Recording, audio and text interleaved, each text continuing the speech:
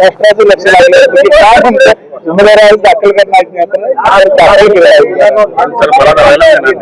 आज उमेदवारी अर्ज आम्ही दाखल केलेला आहे. प्रचंड उत्साह, प्रचंड आनंद आहे. माझ्या घरातल्या सर्व सदस्यांचा मी आशीर्वाद घेऊन असं काही बाहेर पडलो.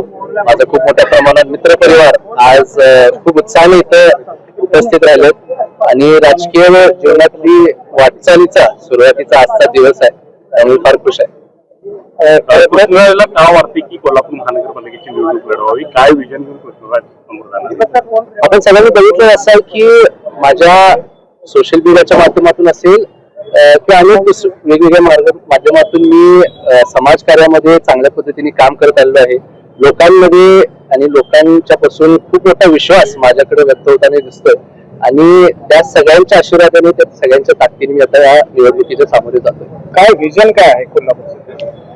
मला अनेक वेगवेगळ्या क्षेत्रांमध्ये काम करायचं आहे. खास करून मला पहिली जी गोष्ट ह्या कोल्हापूर महानगरपालिकेच्या एक कोऑर्डिनेशनचं काम मला करायचं आहे की टाउन प्लॅनिंग आणि महानगरपालिका हे दोन्ही आपल्या ज्या संस्था आहेत आणि लोकप्रतिनिधी जे कोण आहेत, मी बघतोय की गेले अनेक वर्ष कोल्हापूरमध्ये कुठलंही विकास काम होत असताना त्याचं मेंटेनन्स होत नाही आणि वर्षानंतर सुद्धा निधी त्याच ठिकाणी लागतो, तो निधी वाया जातो.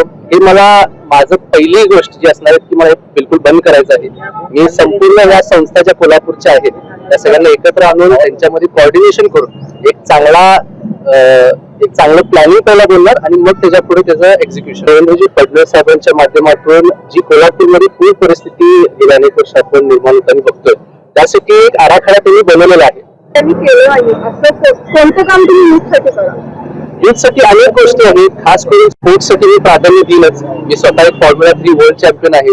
मी कोल्हापूरमध्ये बघतोय कुस्तीसाठी, फुटबॉलसाठी अनेक वेगवेगळे स्पोर्ट्स आता मोठ्या प्रमाणात वाढत आहेत.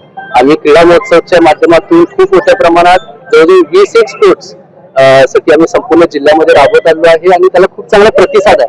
त्यामुळे युथ जेव्हा स्पोर्ट्समध्ये इन्व्हॉल्व्ह होतं त्यांच्यामध्ये एक डिसिप्लिन, एक मेंटॅलिटी जी इव्हॉल्व्ह होते त्यांच्या पर्सनॅलिटीमध्ये ते अतिशय महत्वाचं असतं.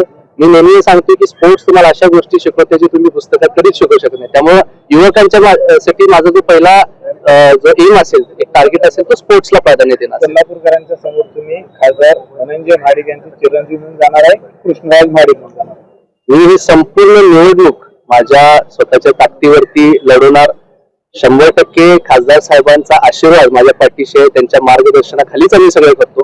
परंतु या संपूर्ण निवडणुकीच्या सामोरे जाताना त्यांच्याकडे अनेक जिल्ह्यांची जबाबदारी आहे.